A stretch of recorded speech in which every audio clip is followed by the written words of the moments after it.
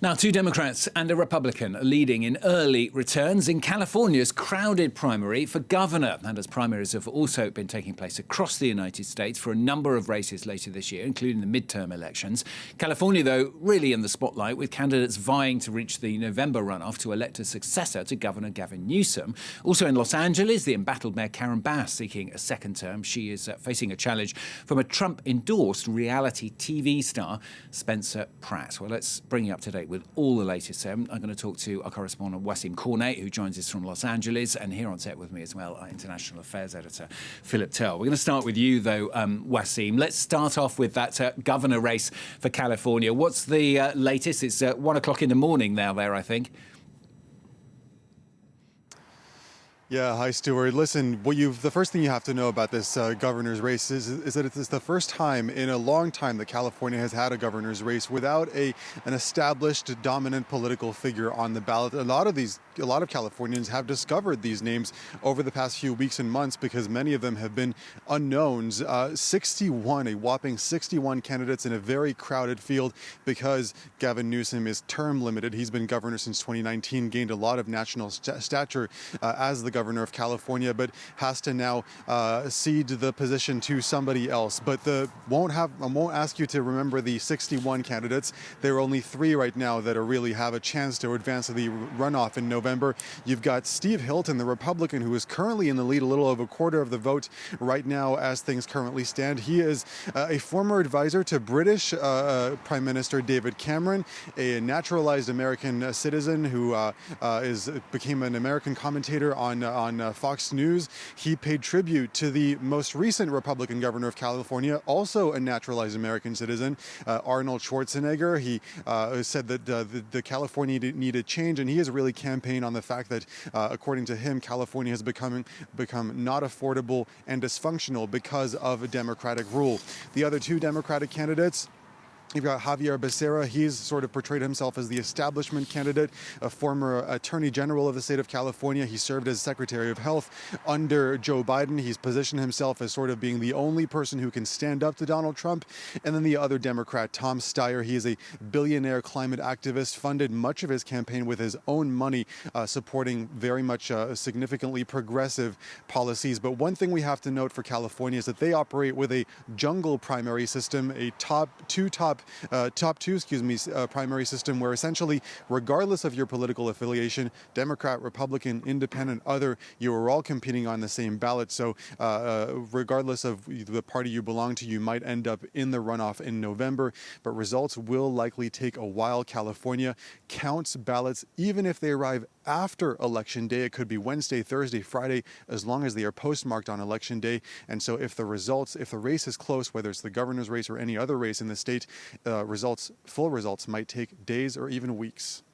Wassim, stay with us. We're going to come back to you to talk about Los Angeles in a minute, but Philip Turle is also with me here on set. Philip, what have voters been saying about the main issues that they see that they've been voting on? Well, one of the issues that Steve Hilton has been trying hard to push forward is the fact that it's because of the Democrats that California is in such a bad state right now. I'll give you a few facts and figures. It has the highest US gas prices per gallon. That's at $6.03 per gallon compared to 4.32 dollars per gallon on average in the United States. It has record unemployment, 5.3% compared to 4.3% on average.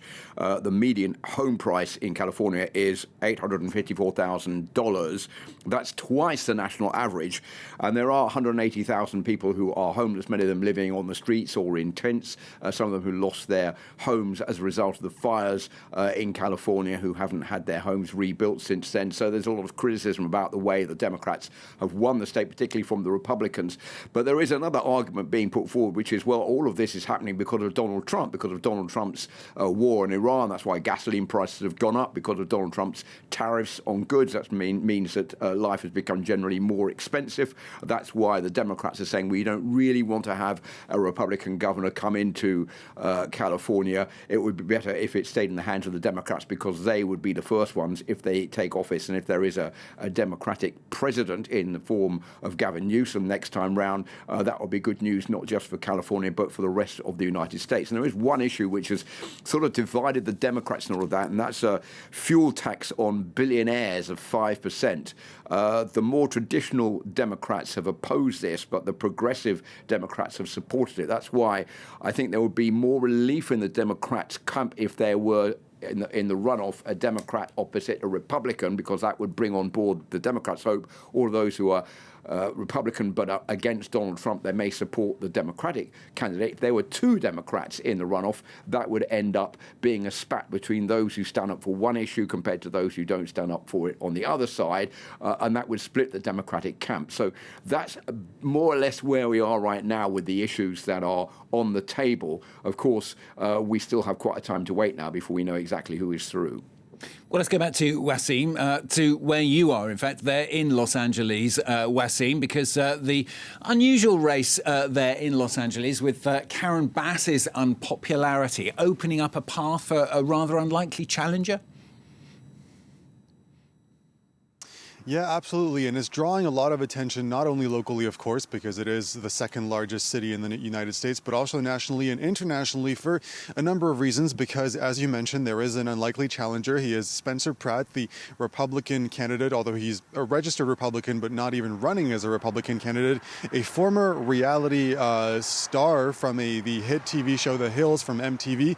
And it's also gaining a lot of attention because the next mayor of Los Angeles will be the mayor when LA welcomes the world for the Summer Olympic Games of 2028, just 25 months away from now. The LA is expected to see 3 to 5 million visitors come in over those 2 weeks of the second half of July of 2028. So a lot on the plate of the next mayor, Karen Bass, as you mentioned, the incumbent. She's seeking a second term, still dealing with significant political fallback from the mismanagement, the crisis of the wildfires back in January of 2025, the worst, most destructive wildfires in LA history.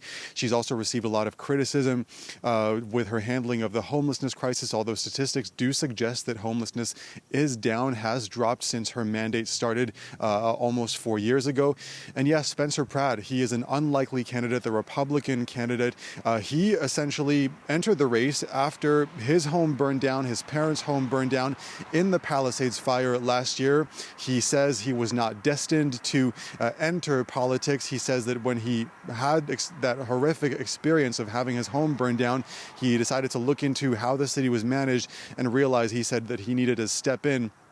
Of course, he has created some distance with the MAGA movement, although Trump has endorsed him. He has sought to create a little bit of distance with that. But again, it's not unlike Donald Trump's story. Again, a reality TV star and coming and saying that he was not initially destined for politics. The third candidate, the significant candidate who still does have a chance as things currently stand. She has been making some pretty significant inroads with the recent drops, and we'll have to watch those numbers as the hours pass. Nithya Raman, the council member, she's sort of the representative of the left wing of the Democratic Party here locally in Los Angeles. She's a progressive Democrat who's made a lot of her campaign focused on housing, inequality, and the economy. But again, much like the governor's race, we'll have to wait a pretty significant period of time, although Karen Bass has now been projected by multiple networks to advance to the runoff in November.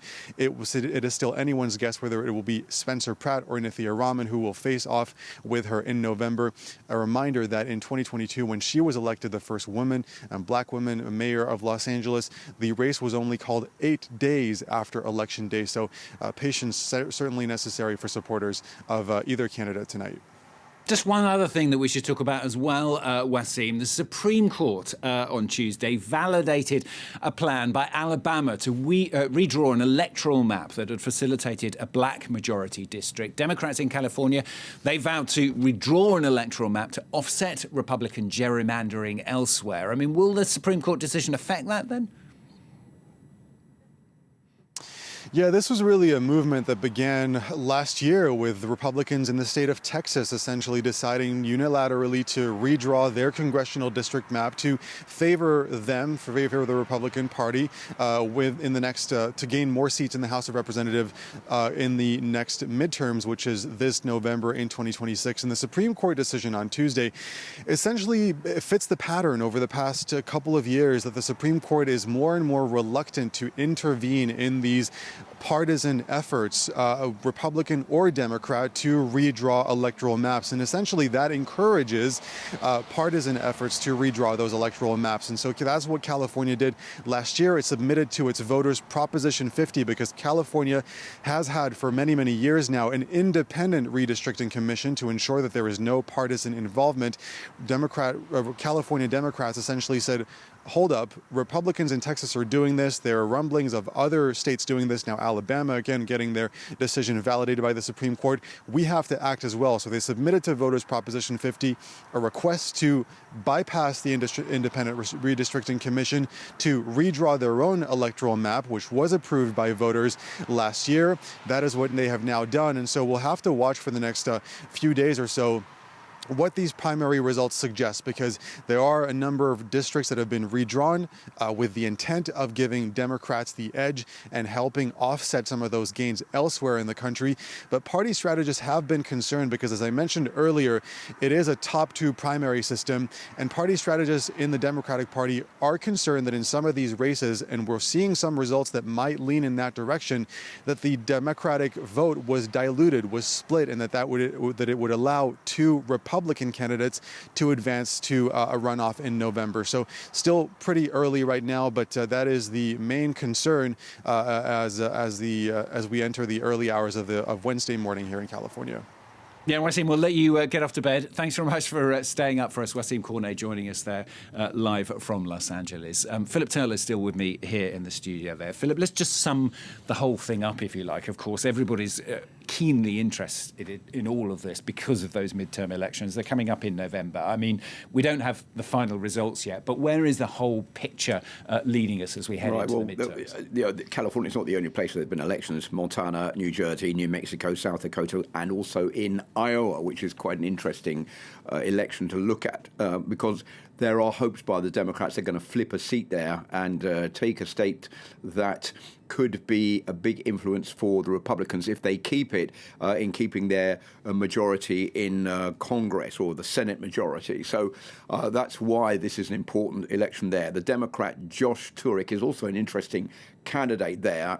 He won the Democratic primary for the Senate. He defeated the state's Zach Wallace for his party nomination, who has since then pledged to back him in this poll. He played professional wheelchair basketball. He was also present at the Paralympic Games as recently as 2021 and won his state house seat in 2022.